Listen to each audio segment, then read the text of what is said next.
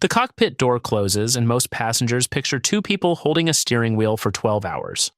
On a typical long-haul departure, the autopilot is engaged within minutes of takeoff, and it doesn't hand the aircraft back until the approach at the other end. Nobody is steering. The machine is flying, and it's flying better than a human could sustain for that long. So what fills the other 11 hours? Here's the answer. And it's the thing that makes this job harder than it looks. Workload on a long-haul flight is U-shaped. The departure is dense, clearances, climb, checks, everything happening at once. The arrival is dense in exactly the same way. Between them is a long, flat middle that looks like nothing is happening. That middle is the actual professional challenge. Not because it's busy, but because it isn't. Anyone can be sharp for a takeoff. The difficult part is being equally sharp 11 hours later, after a shift in which almost nothing has required you. Start with the flat part of the U, because that's where the misconception lives. The aircraft is flying itself, but it is not unattended.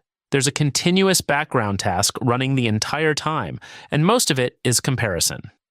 Before departure, the crew received a flight plan, a document predicting what the aircraft should do. Fuel remaining at each waypoint, times, altitudes.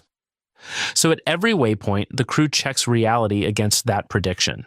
How much fuel is actually in the tanks versus how much the plan said there would be. Not because anyone expects a problem, but because a small discrepancy that appears 3 hours out is a manageable problem, and the same discrepancy discovered near the destination is not. Engine parameters get the same treatment: temperatures, pressures, vibration. Oil, nothing dramatic. A slow scan, repeated for hours looking for a number that has drifted away from where it was an hour ago. And there's one gauge nobody outside aviation expects to matter: fuel temperature. At cruise, the air outside is brutally cold and the fuel in the wings is sitting in it. If that fuel gets cold enough, it starts to wax, the way olive oil clouds and thickens in a fridge. Wax restricts flow, and restricted flow to an engine is a serious problem. The standard responses are simple and slightly counterintuitive. Descend into warmer air, or fly faster, because friction with the air warms the aircraft's skin and the skin warms the fuel. It's rare. Engine oil circulating through fuel oil heat exchangers helps keep fuel temperature up. So most crews will go a whole career without acting on it, but it's watched constantly, because the only way to catch a slow trend is to be looking at it before it becomes one. That's the pattern for everything in the cruise, and it's worth naming clearly. The monitoring isn't about responding to events, it's about noticing gradients. Then there's the writing. The flight plan is a document, and documents have to be kept. Position reports, fuel logs, times at waypoints, anything that deviates from the plan gets recorded and explained. One pilot runs the scan, the other keeps the paperwork, and they trade. It is as unglamorous as it sounds, and it is also the reason anyone can reconstruct what an aircraft was doing hours later.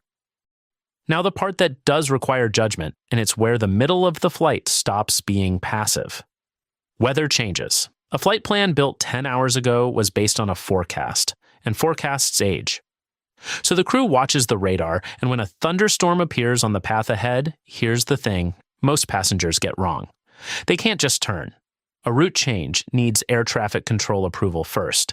So the conversation isn't, "we're going around this." It's a negotiation.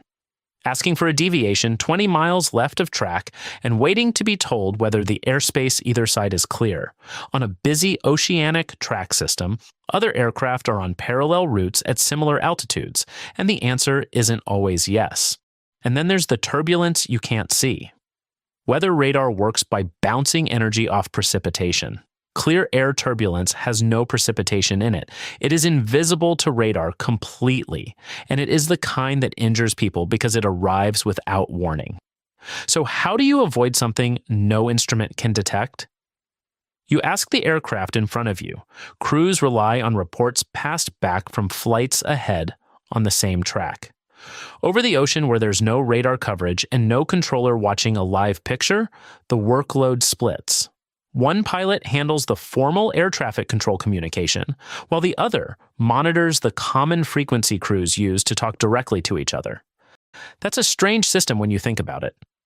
Some of the most useful safety information over the Atlantic isn't coming from a ground station or a satellite. It's one crew telling another crew what it just felt. Which brings up something that happens continuously and silently, and it's the beat most passengers find unsettling. At every moment over an ocean, the crew knows where they would land if they had to, not vaguely, specifically. There is always a current answer to the question, if something happened right now, where are we going? And that answer changes as the flight progresses. Early on, it's behind you, then it becomes an island or a northern airfield, then eventually, it's ahead of you. Nobody announces this, there's no alarm. It's just a background calculation being updated for hours by two people who expect never to use it. You have almost certainly slept through several handovers of that answer. Now, the meals, and this one has a real story behind it that's better than the version you've heard. Pilots eat separately, never at the same time. So somebody is always at the controls. That part is straightforward. The interesting part is that on many airlines, they are also served different meals. And people repeat this as though it were a law. It isn't.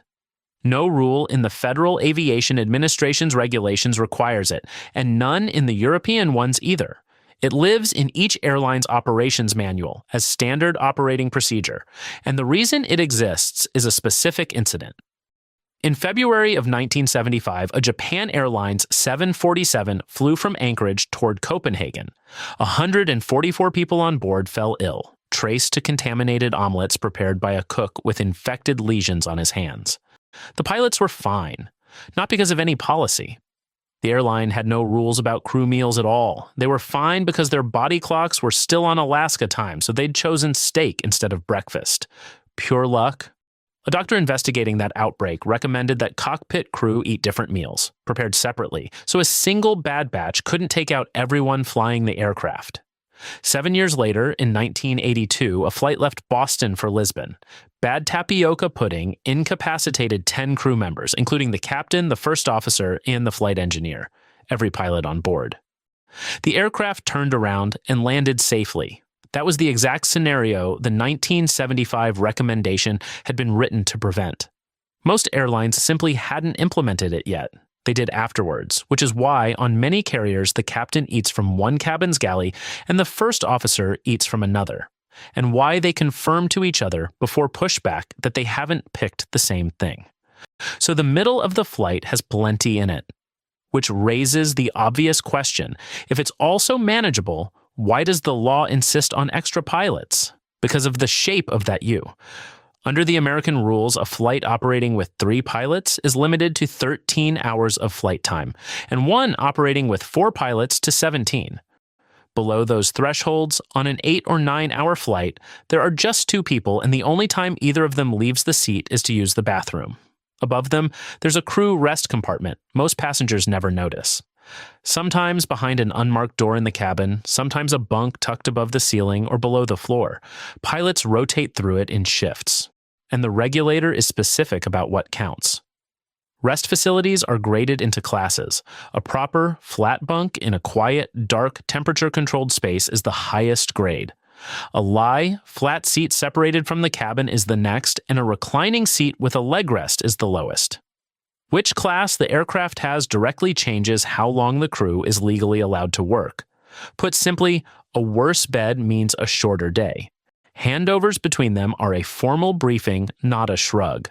Position, fuel state against plan, weather ahead, the current diversion answer, anything that has changed since the other pilot went aft. The person coming back to the seat has been asleep, and everything they knew is now several hours old. But here's the detail that proves the whole argument, and it's written directly into the regulation. The rules don't just require rest, they specify when it has to happen. The pilot who will be flying the landing must have 2 consecutive hours of in-flight rest in the second half of the flight duty period. The pilot monitoring during the landing must have 90 consecutive minutes. Read that again. The law is not primarily concerned with whether pilots are tired in the cruise. It's concerned with whether the person landing the aircraft is fresh for the part that's hard. The regulation is shaped like the U. So, what do pilots actually do for 12 hours? Honestly, some of it is small talk. Reading, A crossword, watching the ocean go past for the 400th time in a career. And that sounds like an anticlimax right up until you understand what's being asked of them. Vigilance decays. That isn't an opinion about work ethic, it's a measured property of human attention. The longer you monitor a system that keeps behaving normally, the worse you get at noticing the moment it stops. Your brain optimizes. It learns that the gauges are always fine, so it starts checking them less carefully. And it does this whether you approve of it or not, which produces a genuinely awkward conclusion about automation. Better autopilots did not make the human job easier. They changed it into a different job, and arguably a harder one for a primate to do well. Flying an aircraft by hand for 12 hours would be exhausting, but it would at least keep you engaged with it. Watching a competent machine do it flawlessly for 12 hours removes the engagement and keeps the responsibility. So the professional skill in the middle of a long-haul flight isn't flying. The machine is flying. The skill is remaining capable of being interrupted.